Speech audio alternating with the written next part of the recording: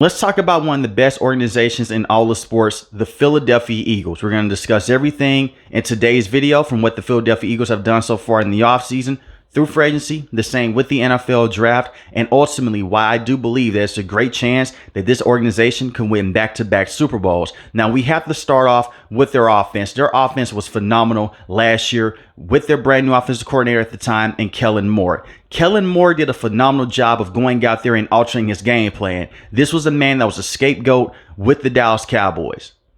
They said he threw the football too much. They pushed him out the door. He goes out there. He coaches up Justin Herbert. He looks solid with Justin Herbert, but he went down with a thumb injury. They pushed him out the door. He comes over to the Philadelphia Eagles. He has Saquon. He has Jalen Hurts. He has this offense as being one of the best offenses in all of football by running the football and helping out Jalen Hurts. You see, the year before, Jalen Hurts did not look good as a quarterback. And it wasn't all on Jalen. He had 23 passing touchdowns of 15 interceptions in 2023. And the reason why I'm bringing this up is going to be a lot of pressure on the brand new OC and Coach Kevin. More on him in the next couple of minutes. But one thing that Kellen Moore did a great job of was using motion and making sure that Jalen Hurts was comfortable inside the pocket. And by running the football and using a lot of play action bootlegs to his game, and just using a bunch of screens as well to take that pressure off of Jalen Hurts. Part of the reason why Jalen numbers were bad in 2023, you had Coach Johnson. It was a bunch of curl routes, a bunch of routes underneath. They didn't use much motion. They were just using an outdated offense, and he put a lot of pressure on Jalen Hurts. Now, Jalen Hurts, in my opinion, is a premier quarterback. He's a very good player. But he's not known to go out there and dissect defense on the same level like legendary quarterbacks like Peyton Manning, and the same with Drew Brees. That's not his game. Not yet.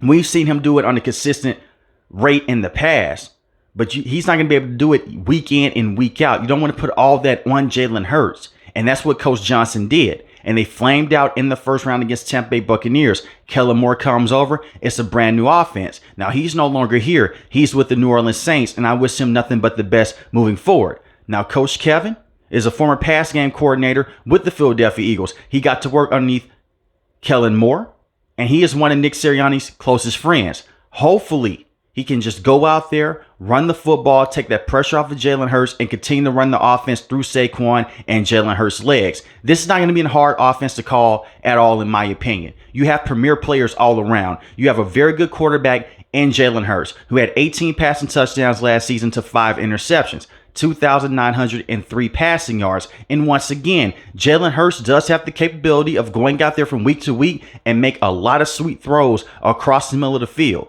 You just want to take care of him against the blitz. And to Jalen Hurts' credit here, he did develop as a quarterback, even though he did not have 30 passing touchdowns in the season. He's never done that before in his career. He doesn't have to.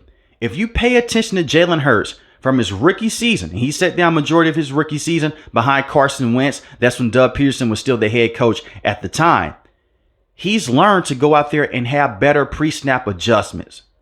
He had Jason Kelce for majority of his career. But last year, one thing that really stood out to me was when he was able to go out there and find those one-on-one matchups with those linebackers, get the football to Saquon, go out there and audible at the line of scrimmage. And that's what Kellen Moore let him do. If Coach Kevin's going to be able to go out there and let Jalen Hurts read the defense for himself, he doesn't like a certain look, he can check out the play, that would definitely work into his favor. And Jalen Hurts is becoming a veteran quarterback at this stage of his career. And he's seen many different looks now. He's been to 2 Super Bowls so far in his career, and he's won one. So he knows what it takes to go out there and win big time games and to be clutch in big time moments.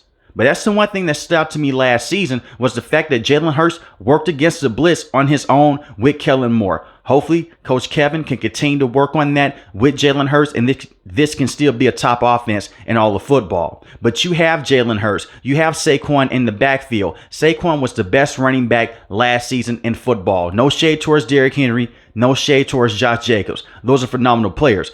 But Saquon had 2,005 rushing yards for a reason. 13 rushing touchdowns for a reason. And you have a top offensive line. In my opinion, the best offensive line in all of football. Jordan Mailata at the left tackle position. Landon Dixon at the left guard position. You have Cam Jurgens. Center position, Tyler Steen has had some up and down moments, but he's a very good guard. And you have Lane Johnson. The man is 35 years old. And Lane Johnson is still moving around like he's 23, 24 years old. He's still one of the best right tackles to have in the game. So you have a great offensive line, a very good quarterback, and you have premier weapons on the outside with Devontae Smith, who is severely underrated. He's a top route runner in football to me, especially going deep, and he could be a major deep threat. We got to see that against Kansas City in that Super Bowl.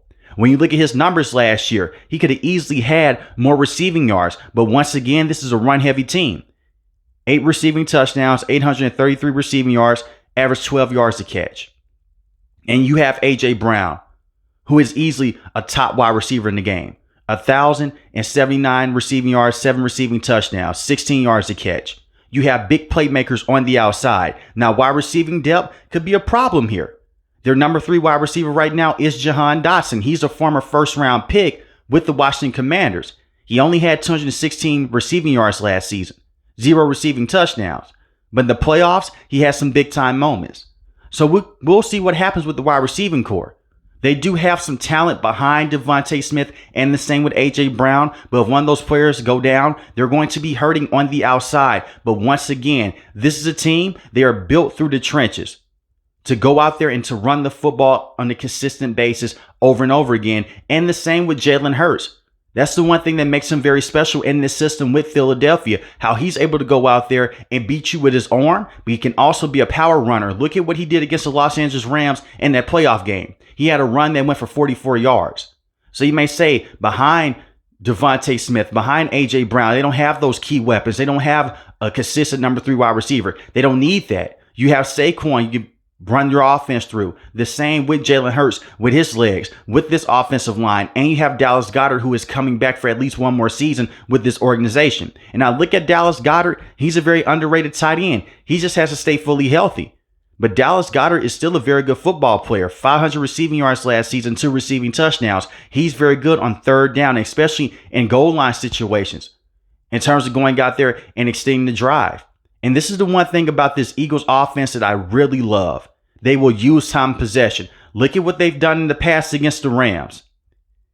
In the postseason and the same in the regular season, they go out there, they use that time possession against you. So you go against this defense, you have an interception or 2, you're screwed. Look at the Steelers. That was a close football game. Najee Harris had a fumble. They held onto that football for a very long time, and they gashed you out. Then they work off a play action. A.J. Brown is wide open. Devontae Smith is wide open. The one thing about the NFL, and this is historically proven, even dating back to 40, 50 years ago, teams hate when you run the football and you're able to move another man against his will. And that's what the Eagles have done a great job of year in and year out. They have the recipe for success on the offensive end. It just comes down to Coach Kevin. I like him as a football mind, but being a pass game coordinator is completely different from being an offensive coordinator. He helped hold those meetings with Kellen Moore, but Kellen Moore called those offensive plays. And this is the one thing here with Nick Sirianni. He's not the type of head coach to go out there and take the playbook and to call offensive plays. He didn't do that with Coach Johnson. So if Coach Kevin can go out there and he can run a similar game plan to Kellen Moore, they're going to be fine. But once again, you have great players. Coaching is very important. It's one of the most important things in all of football. But with the players that he has and these Super Bowl winners, they should be fine on the offensive end. Far as their defense here, they're criminally underrated up front.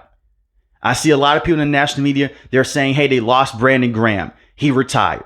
Milton Williams, he's no longer a part of this team. He's now with the New England Patriots. How would they look up front? They're going to look just as fine. If not, they're going to look better. This is an Eagles team last season. They did not blitz a lot. They did not rely on pressure a lot last season. Vic Fangio was a top defensive coordinator last year. And he's been a top defensive coordinator for many decades now in football. This is a similar unit that was being coached up by Matt Patricia on the back half of that season when they went 1-and-done against the Tampa Bay Buccaneers. Vic Fangio comes over, different defensive looks on the back end, different defensive looks up front. And when he does send a blitz, 9 times out of 10, it's going to hit home.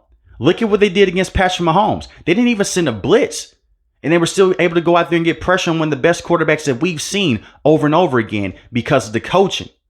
And give the players a lot of credit here. Now, they did lose Milton Williams. That could hurt. But at the same time, you have Jalen Carter, who was a very good defensive tackle, and you have Jordan Davis. And you did draft Ty Robinson. And Ty Robinson coming in from Nebraska, he could be a very good football player for you as well, who is a very good run stopper, can get to the passer on a consistent basis. You now have 3 very good run stoppers up front. You have Nolan Smith. I expect for him to have a breakout season. 6.5 sacks last year, 1 forced fumble. And this is the one thing about Nolan Smith. He can get off the edge at a quick rate. He gets double teamed a lot. And that's the same with Jalen Carter. But we got to see last year that pressure rate was very high for a player. And historically, when a player has a high pressure rate one season, they always back it back up with a high sack count the next year. No one had double-digit sacks last year with the Philadelphia Eagles, which is really crazy to think about. Because historically, when we think about the Philadelphia Eagles, we think about their pass rush. Look at what they did against Tom Brady and the Patriots many, many years ago when they had Doug Peterson as a head coach, and the same with Carson Wentz at the starting quarterback position in the regular season. They were getting to the quarterback at a high clip. They can still put pressure on you, but that secondary that they have, which we'll get into in the next couple of minutes here, they're special. So losing a player like Milton Williams, it can hurt. He's a very good football player. I don't want to disrespect him. But with Howie Roseman, the way that he's able to move, he always has a plan. He's always 2 steps ahead, not just a step ahead, 2 steps ahead. He's always paying attention to certain things on the field. And he realizes, hey, cap flexibility, we need that long term to pay players like Devontae Smith, A.J. Brown, Jalen Hurts, and Saquon. And speaking of Howie Roseman one more time here, you look at the Dallas Cowboys. They go out there, for example, now I mean there's no shade towards the Cowboys fan base. Jerry Jones, he is going to go out there, he's going to stretch out your contract. He's going to wait to the final minute to sign you. That's why Dak Prescott is making the money that he's making right now. And that's why Micah Parsons is going to break the bank. The Philadelphia Eagles, they may talk to you in year 3 or year 4 of your contract, and they may say, hey, it's time for a contract extension. And they pay you ahead of the time. You look at that contract with A.J. Brown, Devontae Smith, you'll say, hey, that's a lot of money they're getting paid. Compare those numbers now to wide receivers like T. Higgins and Jamar Chase. It's not that much money. So they're not kicking the can down the road. They take care of you as soon as possible. And he did the same thing with Jalen Hurts. The cap raises up every single year. And the Eagles have done a great job of going out there and paying their players as soon as possible. You're getting ahead of the curve. And you're beating the system. But back to the defense here. With the players that they have, Zach Bonds, another good football player, had an all-pro year last year. This man's an unsung hero. He turned his career completely around. Just a few years ago, he was almost out the NFL. In one season with the Philadelphia Eagles, he gets a contract extension. Well-deserved. 93 solo tackles, 3.5 sacks, 5 forced fumbles, 1 interception. And he was amazing across the middle of the field. Week in and week out, he was consistent because he fits the system with Vic Fangio. And I said this in my other video about the Green Bay Packers. This is when you know a coach is great, when they coach to your strengths. When you look at Zach Bond, you can say that he benefits from the system that he's in. That's true. But at the same time, Vic Fangio, he coaches up to his strengths, and he gives him the opportunity week in and week out to go out there and play to the best of his ability. And you look at the Miami Dolphins. There was a lot of rumors that came out that those players, they hated Vic Fangio. They must hate it winning.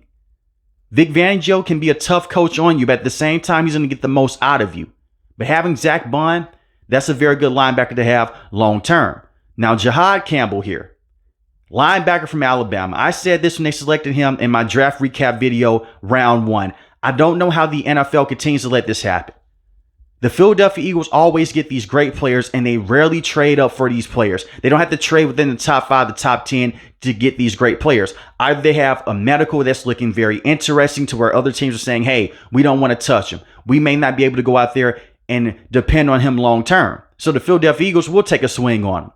Jahad Campbell's going to be a top player in football. And I expect for him to be a defensive player of the year candidate as a rookie in his first year.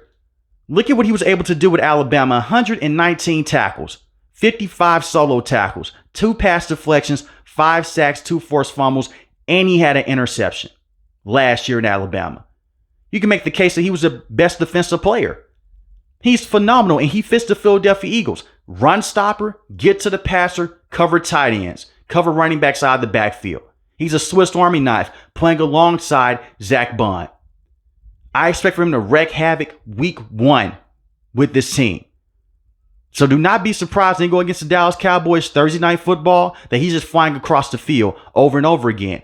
He's a violent football player in a very good way. I mean that in the best way possible.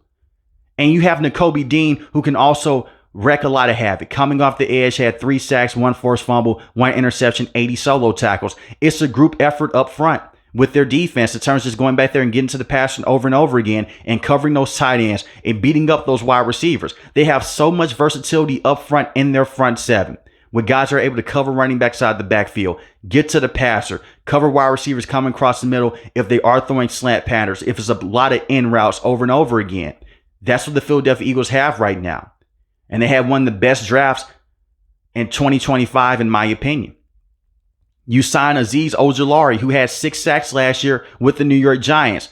No shade towards the Giants. They should have traded him at the trade deadline to get something for him. But instead, you get nothing for him. And now he's playing with the Philadelphia Eagles. Once again, another masterclass move by Howie Roseman by going out there and getting a player that was a rotational pass rusher. He can come in with the Eagles and he can easily have 6 to 10 sacks in the season and give you that high production on third down. Now, the secondary here, I love the secondary moves. You moved off of Darius Slay. Darius Slay was not a bad cornerback, but you got to see over the last few years, he didn't play with the same motor. He wasn't the same player. He's more so of a rotational cornerback right now. That's why he drafted Quinyon Mitchell, and the same with Cooper DeJean. When they had that year to where they went one and done against the Tampa Bay Buccaneers in the playoffs, their secondary was a problem all year long, especially in the back half of the season. Not only did your offense take a major step back, so did your defense. So Howie Roseman realized we can get us 2 very good cornerbacks here. They can sit behind these veteran players and we can push them out and give them more snaps as the season progressed. By week 5, Quinyon Mitchell was one of the best cornerbacks in the game. Look at his matchups against Terry McLaurin. Look at what he was able to do against top wide receivers with the Dallas Cowboys. Now, he's not a slot cornerback. He's primarily outside. So he may not match up with CeeDee Lamb the entire game. He doesn't have to. But when you look at Quinyon Mitchell, his rookie year was phenomenal. I know that Jared Verse won Defensive Player of the Year for rookies. That's great. But as a secondary player, he's already one of the best players in football. And we're just scratching the surface with him. He's a phenomenal cornerback in man-to-man situations. And Vic Fangio, he runs a lot of man at times with Philadelphia. Cooper DeJean, very good player. Cooper DeJean came out as a superstar with the last 5 games of regular season. He could play safety. He could play nickel cornerback. He could play on the outside. Coming from Iowa, another sound football player that Howie Roseman selects. This man should have been a first-round pick, but he wasn't. Comes over to Philadelphia Eagles, phenomenal. And now these are your starting cornerbacks within just 2 years. Quinyon Mitchell, Cooper DeJean, and you have Kelee Ringo, who I expect will be a very good player long term. 23 years old, they selected him from Georgia a few years back. Once again, another sound player that you got late in the NFL draft. Reed Blankenship, another good safety to have at the strong safety position. 4 interceptions, 6 pass deflections, 52 solo tackles. You drafted Andrew out of Texas. Andrew will be a starting safety with Philadelphia week 1. I'm calling it right now, and he's going to be a very productive safety. He did play majority of his time in college at Clemson, but he really broke into the scene with Texas in his last year when he had the 5 interceptions and 69 total tackles. This is just a great football team.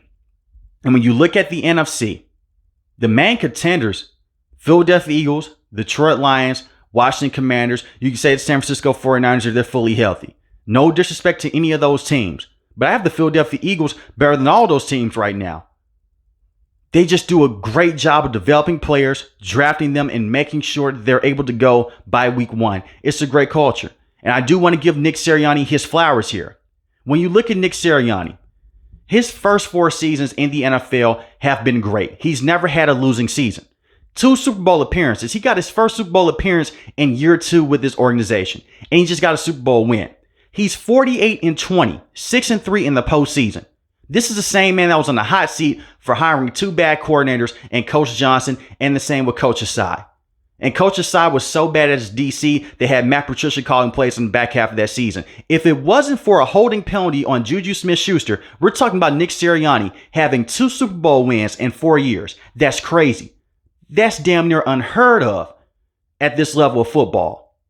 He deserves a lot of credit. He is an amazing head coach. I know a lot of people, they may back off of that stance because he doesn't call plays. He doesn't have to call plays. He manages the game very well, and he has good execution every single week. Even when they had the bad coordinators, he's still trying to find a way to go out there and fix things. And he took accountability for it. We have a lot of head coaches in football now that will go out there, they will stick with their coordinators year in and year out, and they won't get rid of them.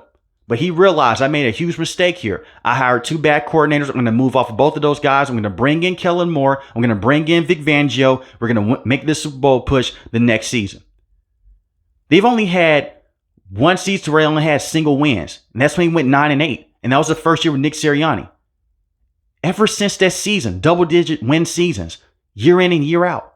And I will say this, if you're an Eagles fan, enjoy this roster, enjoy this management that you have. You are very lucky. Most teams in football, they don't get to have this success, even within 10 years, let alone in 4 years with a young head coach. But I just want to give everyone their flowers, from Harry Roseman, the same with Nick Sirianni in this video, and the same with Jalen Hurts. And if you feel like I'm underrating Jalen Hurts, I'm really not. He will never go out there and have 35 passing touchdowns in a season. He doesn't have to. I want to reiterate this one more time before I let you guys go. But he is so special with his legs. And that tush push, oh, it's coming back. I know a lot of people in football, they want to see that play be demolished. It's not going to happen. It's football. I'm more so in the stance to where football is a dangerous sport anyway. I never got to talk about this months ago, but I hated the way that executives came out and they were trying to say, well, you know, it's an injury concern. You going out there and just running a full practice is an injury concern. The tush push is stoppable. We've seen teams go out there and stop the tush push, get bigger defensive tackles, and get better with a better game plan. That's what you have to do as a head coach if you're complaining about this. And I love the fact that the NFL is keeping it around. Continue to run the tush push and let Jalen Hurts get his touchdowns on the goal line. The man had 14 rushing touchdowns, by the way, this previous year. And that's the one thing with Jalen Hurts. You may look at his passing touchdowns and say, hey, he only had 18. He only had 15. Go look at his rushing touchdowns. And some of those rushing touchdowns don't come from tush pushes. They come from big, long games like how he had against the Los Angeles Rams. But it comes down to Coach Kevin. That's the only question mark that I have with the Philadelphia Eagles. How would he look as an offensive coordinator? But the way that this team is made up right now, they're going to be fine. And maybe the backup running back position.